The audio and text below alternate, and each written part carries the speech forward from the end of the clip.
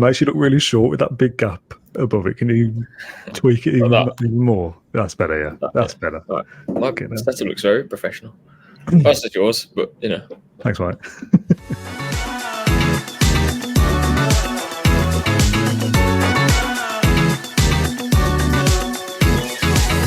Hello and welcome back to the Claret Blue Podcast, sponsored by NordVPN. All the information for Nord is in the description down below. I'm your host, Dan Rolinson, joined by a very professional looking, if he does so say himself, John Townley at the office. Not quite Poddymore Heath. John, how are you? How is things over there? How are things over there? You were here about 20 minutes ago, so I'm sure you know. I'm never one for fixture release day being like, oh, let's do a podcast straight away because, you know, as I always say, you play everybody twice. However, for the sake of this episode, I'm going to park all of that to one side because that attitude isn't going to get me anywhere for an episode about fixtures. So I'm going to be as enthusiastic and excited about this as you no doubt are. And the fixtures were released on the 18th of June. I was away at the time. Why do you like to talk about fixtures? What is it particularly about fixture release day that makes you go, yes, we need to kind of talk about patterns in certain games where things fall is interesting? You sending me all this stuff and I was like, is it? But no, it is. Serious face on it is interesting, but why, John? Why? Because I'm sad and I'm a neek. No. I think it's much more than just looking at, oh, you play one twice, as you said, Dan. I think there is something in when you play teams. What I would say is also at the end of the season, the table never lies and it all balances itself out. Like we should have beaten Sheffield United, but we didn't. Then we beat Arsenal 2-0 away. You know, things like that do happen over the course of a season. But I don't know, I like to plot, firstly, where I'm going and how that happens and when you play certain teams, because I do think it makes an impact. So we'll get on to it, but when we play Chelsea and Man United, I think it's either we play them after they've played in Europe, so on a Thursday for them, or it's before they play in Europe. I can't quite remember. But those things, for me, they matter. So for this episode, then, we're actually going to talk a little bit about if the first game of the season was tomorrow, what side are we picking? What 11 will Unai Emery be picking? That's also something we're going to discuss today. Both of these topics, by the way, kind of the opening couple of weeks/months of the season and Villa's starting 11 are suggestions that we've had from comments of things that we should talk about. Yeah. So we're going to do the first 3 months of the season, which sounds like a lot, but it's not that many games, really. So we're going to break it down month by month. First of all, West Ham opening day, away from home, again, 5:30 kickoff, followed by Arsenal at home, 5:30 kickoff, and then newly promoted Leicester away, 3:00 kickoff. Those are 3 games in August to begin with. The Champions League draw will be done at the end of August as well, as I'm sure everyone is fully aware. What do you make of that opening? I think it's difficult, but I'm kind of like, you say that about every team, though. You look at everyone. I do. We haven't won at London Stadium. Arsenal at home is obviously a difficult game. I know we beat them last season, but it's still difficult. And then Leicester away is obviously a better game, but every game's difficult, man. In the Premier League, I sound like Unai. I'm not really bothered, though, if that makes sense. Like, although I'm the person to say, like, I'm the first one to say that, it doesn't matter if you play one twice. Like, every game, you know, we lost 5-1 last season, didn't we, to Newcastle? And then we lost 3-0 to Liverpool. We lost 2 of the first, 4 or 5 games or whatever it was. In the end, we actually had a really good start to the season. I think we won like 9 out of 12. As long as we can pick up points throughout the rest of the months kind of coming up in the first 3 months, as we'll talk about here, then I'm okay with it. If we win 1 of our first 3, I think that's probably that's an okay start. Like as long as we draw to West Ham or Arsenal, or both. But I think, it's about not losing heavily to Arsenal. So that for me, it really doesn't matter how we start. Yes, it would be nice to win 3 or win 2 of those. Winning 2 of those matches, I think, would be a great start, even if we lost the other one. But we know that this is such a long season. Like, we had an amazing start, didn't we? And then come the end of the season, we ran out of energy. We were gassed out. We got in there because Tottenham got thrashed in most of their matches. And then we kind of got over the line with a point against Liverpool, that sort of thing. So we know from experience last season, and even the season before that, you can either go on a crazy run and get into Europe, or you can go on a crazy run at the start and kind of plateau a little bit, have dips of form. We were still brilliant for the last part of last season, but we know that this isn't going to be something where by November Villa are going to be in the Champions League or whatever. We beat Arsenal, Man City back to back, and we thought at that point we were in a title race, but I don't think we quite expected it to be as difficult as what it turned out to be, if I'm honest. I feel like most of us expected it to be a case we'll have top 4 wrapped up maybe by the last 4 weeks of the season, so we can concentrate on the Conference League, when it was anything but that. And that isn't taking anything away from what we achieved. It's just first 3 games of the season, first 8 games of the season, 12 games of the season. Hopefully we have enough points, but if we don't, I'm sure we'll be okay anyway. You know, I love a cliche, and obviously we know how difficult the Champions League is going to be. Oh, God. Yeah. Let's just take a breather for a sec. The Champions League. Bloody hell. You know that I love a cliche, and we know how difficult the Champions League is going to be. Does that make it ever more important to have... I thought you said, I know Oliver Cliche. I don't know what you said. Oliver Cliche. Maybe I need to enunciate much better and talk slowly, which is something I've been trying to work on. You know I love a cliche, John. Champions League is difficult, blah, blah, blah. Does that mean that we need to have a good start? Because that's something you hear about, isn't it? It's important to have a good start. Of course it is. But is it when you think, well, let's start well in the Premier League, then the tolls of the Champions League may make us plateau a little bit around November, December, January. But that means we can then kind of fire up again at the back end of the season, start well, end well, rather than start well, go up, up, up, and up, and then fall off a cliff afterwards. Yeah, it does. But we know that consistency that's everything. I think without injuries, without injuries, I think we would have been on that kind of course where we thought we were, is in 4 or 5 weeks before the end of the season. We had Champions League pretty much sewn up, and we would still almost be in the title race in the last few games of the season. I genuinely think that would have happened. For me, the injuries, it was a lack of options for Emery. I keep going back to that Brighton game where we had to change so much after one injury. It just ruined that game completely, and we were relying on Robin Olsen to basically keep us in the game, and he did up until a rebound from a penalty. So, yeah, next season, yes, a good start would be ideal. But I think we all know that actually the main thing for us is consistency, and it's consistency with what we have on the pitch and on the bench as well. That's the crucial thing, and that's why, yes, we've lost Louise, but we have Barkley and, possibly another midfielder coming in. We have 2 players, in some cases 3 or 4 per position, which is going to be really helpful. So even if we were to have a few injuries and Emery reads out 4 or 5 players that can't play on a weekend, we should still be able to beat what's in front of us with the team that can be managed. So that for me is the key thing. If we have that, we'll be okay next season. I'm not going to sit here and say if we have a poor start or a poor ending, then look what will happen. For me, the key is just having a squad that is capable of playing however he wants them to every week, which is what the top teams have, by the way. We were just super unfortunate to have the amount of injuries that we had. Like, there wasn't enough quality there last season to come off the bench, for example. Like, there's so many times where we had 2 goalkeepers. I think we named 3 on one match. Lots of youngsters who aren't quite ready to come into the side. So yeah, for me, that's the important thing. But going off what we have in front of us here, Dan, up until October, I think actually the games are pretty good. The first 2 matches, Arsenal at home, West Ham away, they're difficult. But if you kind of look further on, you've got Wolves, Ipswich, Everton, Fulham, Man United, Bournemouth. There's quite a lot of home games in there as well. We have first 2 away games been 2 newly promoted teams. If we get 6 points out of those, then fantastic. We're a good team. We shouldn't be going to places like that and thinking, they'll be up for it. I'd like to think that we're kind of past the whole when you go to Bournemouth or when you go to Watford on the opening day. I know that's not what we'll be doing, but it's still going to be that kind of buzz for them. Surely we're bigger and better than that now, I hope. Fingers crossed, yeah. September looks interesting. It's not disjointed in terms of the amount of games. There's 5 games in September compared to the 3 of August, but disjointed in terms of different competitions. You've got Premier League, Carabao Cup, and Champions League for the first ever time in September. Before we get into that international break, boo, at the start of the month, that's going to be absolutely mega boring after a tournament of international football just gone, to then have an international break 3 games into the season. I hate that. That first one's usually the worst one. Anyway, we get past that. Everton at home, 14th of September, another 5:30. Champions League match day 1 in the midweek after Everton and before Wolves at home. Those are 2 home games, by the way, Everton and Wolves. 21st of September. And Ipswich away on the 29th is the other Premier League game.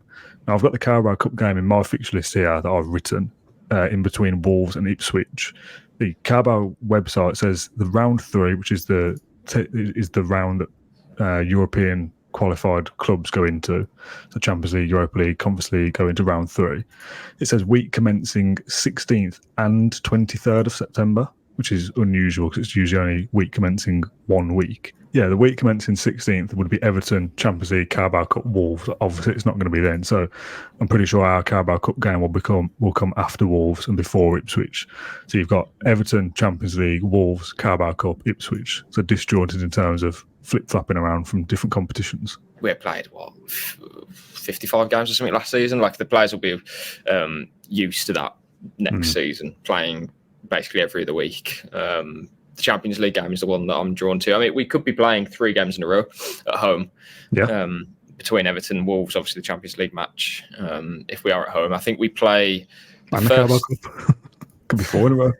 Exactly, yeah. And then a long journey to Ipswich, which could be on a Saturday night. That October match in the Champions League, if that's a Tuesday, then the Villa game, which at the moment is a Sunday 2 o'clock on Sky away against Ipswich, would then be moved to a Saturday night 8 p.m. at Portman Road, which will be something that I won't enjoy coming back from because it's a long journey. Anyway, so Villa will play at home after each of their first 3 Champions League matches, and then away after their 4, 5, 6 matches, then 7 and 8. I think I can't quite remember, but it's either home or then away. But basically, you play 4 at home, 4 away after the Champions League matches are played. Yeah. But weirdly, we play them 3 in a row, each one. I guess, again, at the start, that's probably helpful because you play Champions League and then you're at home. Then it's going to get a bit more difficult. I think we have Liverpool and Tottenham away between a Champions League match, which is going to be difficult, but that's part of the season. There aren't many parts of the season. What we wanted as well, isn't it? As again, another cliche goes, if you want to be in the best competitions, you're going to get sometimes sandwiched between difficult Premier League games. Okay, moving into October, then after that long away trip to Ipswich, another Champions League match day 2, then a home fixture against Man United, currently 5th of October at 3 p.m. Then another bloody international break before coming back to Fulham away and Bournemouth at home. But there's always a surprise package. There's always someone who does better than you think they're going to. Maybe Bournemouth push for top 6 this year and they're brilliant, and that's a difficult game for us. But on paper, at the start of the season now, with a month to go until these games start coming towards us, I think that's a really favourable opening, and I don't know whether that's just because we're good now, so I'm not really scared of anybody, or it is a genuinely good start. I think it's because we're good now. For example, I could be myself, my pessimistic self, and look at West Ham away is difficult, Fulham away. That's only 2 games. But in isolation, you can break it down and suggest why every game is difficult, but that is just the Premier League, I suppose. But Fulham away is tricky. Bournemouth, I think up until we played them last season, were having like top 6 form from November till we played them, which was one of the final games of the season. So they're a good team. Obviously, Man United, and we know what happens when we play Man United. Wolves at home will be difficult. We played them when they didn't have a senior forward in their team. Everton have improved under Dyche a lot. So, yeah, you can kind of look at all of them and say, we're not going to win them all, of course, I don't think. But there's enough there to think, well, I don't think we'll lose many games. I think that's the point I'm trying to make. And if you don't lose many games in the first few months of the season, you know, you've got reason to believe that you can continue to push. And hopefully by the end of October, we'll be seeing a bit more of Boubacar Kamara as well. You know, I always say I won't look at the table properly until 19 games of the season, but I understand that 10 is a good feeling of kind of where you've positioned yourself, because that's a good sample size, right? Half of the league pretty much that you've played. So yeah, I'm happy with those first 3 months of the season. We only play one team that finished in the top 7 last season in Arsenal. That's what I mean. That feels like a good run of games. Yeah, it's a good run of games. I thought, well, then when you were talking about when I look at the league table, you were going to go peak Emery and say, oh, I don't care until match day 33, 34, but you're 10. Let's talk points totals then. Now, I'm not going to ask you to do all 9 because I'm not sure there's any value in that. So let's just do the opening 3, as we've kind of touched on a couple of times, whether it's either easy or difficult. West Ham away, Arsenal at Villa Park, and Leicester away. What's a points total that you'd be happy with from those 3, and a points total that would give you some kind of encouragement that maybe Villa are onto a good thing, or would it be too early for that anyway?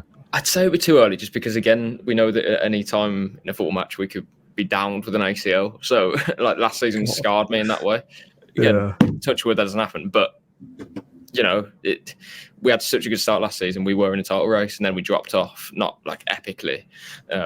It was crazy that we managed to sustain what we were doing in the end. But that's why if we lose the first game of the season or whatever, you know, yeah, that'll be frustrating. I say frustrating. I'll be mega pissed off because it's just not very nice. But we'll wake up the next day and think, it's the course of the season's so long. It's just not nice to have your weekend ruined straight away. But I think 4 points is kind of the minimum of what we'd require there, because I think it's anything less than that, then you've obviously lost 2 matches, which means that you've lost to either West Ham or Leicester, as well as, because that defeat would probably come against Arsenal. So, and I'd be with 4 points. Last season, if we're going by what we did, it would be 7 points, because draw at West Ham, beat Arsenal, and then we won all 3 away games against newly promoted teams. 7 points would be fantastic. 7 to 9 points, great. But 4 points would be fine as well, because then you've got Everton at home, then you've got Wolves at home. I'd like to think we can at least win one of those. Again, what would be a decent barometer if you're going to check the league table for the first time after game week 10? And don't go looking at last year, because I've already got it in front of me. I'll get that in a second. What would you look at as a points total for Aston Villa, where they're on the league table, as being, right, that's a good start for 10 games. Yeah. That means they're hopefully going to go on to sustain that, have a successful season. I think 18 points would be very strong. I just rattled through it there, and I've basically put us down to lose maybe once. If I kind of go through XMA as well, that's what the audience probably wants to listen to. West Ham, Arsenal and Leicester, again, I think 4 points is kind of like a bare minimum there, if I'm being honest, for what Villa can achieve as well. Everton and Wolves, you're probably looking at least 1 win there, so I'll give them a win and a draw. Again, that's being pretty pessimistic, so that's 8 points. Win at Ipswich takes you to 11, and then Man United, Fulham away, I think you can win at least one of those again, so 14, maybe 15, a point away to Fulham maybe, and then beating Bournemouth gets you to 18. So I don't think any of that is kind of, if anything, that's underplaying it, right? Yeah. Because I'm saying that we don't beat both of Everton and Wolves, that we don't take more than 4 points in the first 3 games, that we don't beat Man United and Fulham. I'm not going to sit here and say we're going to win every game, but I'm saying, similar to what we said last season, in every game, apart from maybe 1 or 2, you're genuinely optimistic that, we can beat these today. I'd be probably saying that about Arsenal as well. If we do okay against West Ham, we have good pre-season, we have kind of a fit 11 and we look good, there's no reason why we can't beat Arsenal. 18 points would, last season's table, put you 6th, 1 point above Newcastle United. Villa got 22 points in the first 10 games last season. Spurs were top at that stage of the season with 26. My initial thinking was 21, which, to be fair, if you said 18, it's only a 3-point swing to change one of your defeats to a win or change a couple of draws or whatever. So anything between 18 and 21, I think, would be seen as a good, I think it'd be a great start. Anything more than that is probably, throwing in the Champions League games and stuff, is probably very optimistic to suggest any more than that. If it was only 13, 14 points, I would be a little bit concerned that we're not going to go on to have the season we would like to. But you still got another 28 games to change things. Yeah, exactly that. If we had less than 15 points, there's clearly something wrong, because that means we would have lost a couple more of those matches against teams that, again, last season we beat, and next season we can definitely beat again. So, there'd be something wrong there. I think we know that there are some areas to fix for next season, i.e. defending set pieces, winning more aerial duels, etc.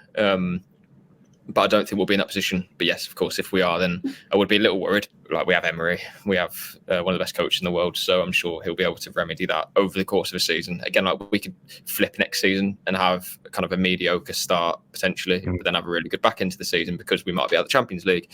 If we are at the Champions League, and we'll have, we'll be able to concentrate on the Premier League with hopefully a fully fit squad, etc., etc. So I'm really optimistic about it.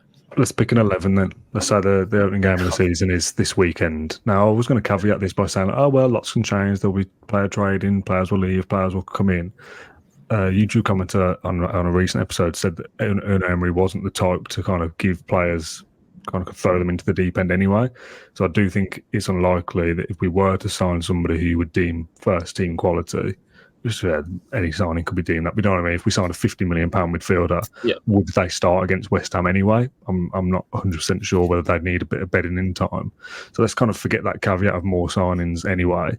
If you were going to pick an 11 to start against West Ham specifically, current on squad, the 17th of August, what would you go for? I'd play Martinez in goal. Yeah. The easiest selection out of the whole squad, that, isn't it?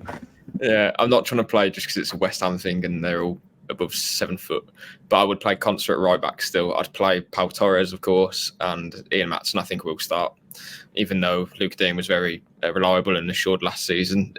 Unless Emery sees something that he doesn't quite like in pre-season from Maatson, not clearly he's a very good player, but in terms of tactically, is he doing something not as well as, no, not as safe, I suppose, because West Ham is a difficult fixture.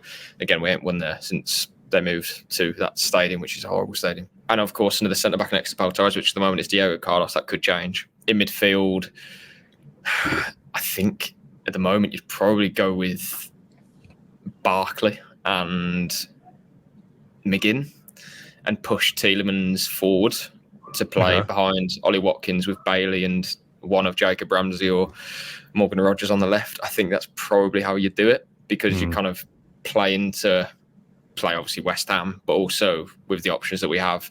The midfield worries me a little bit. That's why I put McGinn in the double pivot rather than Tielemans, because I think Tielemans and Barkley could get kind of run over a little bit. I don't think it's particularly secure, but at least McGinn brings that kind of physical element which we'd need. So that's what I'd go with. And then obviously, God, that leaves on the bench like Diaby, obviously new signings that we're going to make, plenty of other quality players. So we're definitely in a good place. Just a couple of areas in the team that I'm not convinced in just yet, i.e. that double pivot, because we need someone like Kamara, which is Berenicea, however you say his name, Enzo. But is he going to be ready for West Ham or ready for the first 8 games of the Premier League season? I don't know. He's going to have to adapt. And then obviously the centre-back issue as well. Will Carlos go? If he does, who comes in? Obviously that's not happened yet. So I suppose this is all dependent on, and we've kind of touched on this before, and this may not be the episode for it if we think the answer is yes. If the answer is no, that we're still expecting Unai Emery to play exactly the same way tactically. Yeah, It'll of course. Be a double pivot, 2 wingers, a midfield kind of role supporting Ollie Watkins rather than 2 out-and-out strikers, or going to a 3-man midfield or 3 at the back or whatever. If we're expecting it to be different, that requires a whole other video, doesn't it, to try and talk through what options there could be. And that is probably only something we're going to know from probably the back end of pre-season even. Yeah, I mean, pre-season started a couple of days ago. Like, we're so, even though this season isn't far away and it will come by quickly, we are a long way from seeing exactly what Emery wants to do, and his players haven't even been exposed to what he wants them to do next season, and it will be different. There'll be changes 100%, considering how different we played in the back end of, or the half the season that he had in 22-23 to last season. I expect there to be changes again, although what I would say is that we did finish 4th, and with a fully fit team, we were, pretty exceptional. So yeah. I can't envisage too much change. I'm waiting to be shot down there, and we're playing like inverted fullbacks and all sorts. But we'll see what happens. Again, I think as long as we have options, that's the key thing for me. Emery can do what he likes with the team, and tactically, that's you do you. That's fine. We trust you. But having the options is the key thing. That was our downfall last season. Yeah, and we've said on previous episodes, haven't we, about looking at the start of last season's squad, and if I could be bothered to go back to our podcast, I might. But looking at individual players and thinking, oh, well, he can't play that position, he can't do this, and he can't do that, and then going on to be proven wrong that, oh, he can actually do that. So that even things like that may happen again. I know for a fact I would have said something along the lines of Bailey needs to find more form, and this is kind of make or break time for him. And what a player he's become now. Jacob Ramsey, I said, was going to be the player of the season. He gets lots of injuries. Moreno, what he did last year, you can't replicate that. He didn't, and rarely played because of injuries. So I hope that doesn't happen again. But there's a lot that can change, right? We're just kind of predicting stuff that we hope happens, I suppose. But an interesting chat nonetheless. I've fully got on board with the fixtures hype for one episode at least. So we know more of this nonsense till next year. Yeah. But yeah, thoroughly enjoyable chat, John, as always. I'll be keen to hear. Oh, you've come very close to me there, all of a sudden. Got a humongous head there for the audio listeners. John just leaned onto the desk. I'd be keen to hear from the comments from people of their points predictions for the opening 3 games, and also kind of a barometer points total of success for the first 10. Is it 18, 21, 25 points? Whatever it is. John, thank you for joining me, and thanks everyone for watching or listening, and we'll see you in a few days.